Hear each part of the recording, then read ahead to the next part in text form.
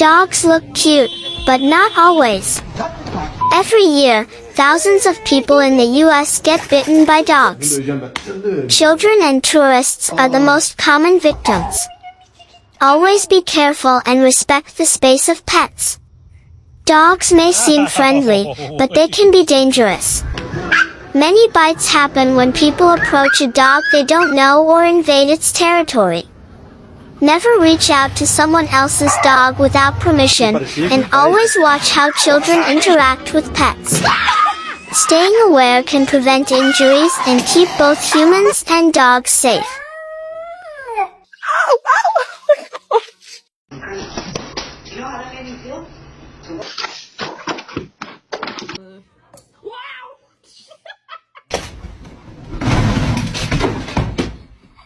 Took the best nap. Hello.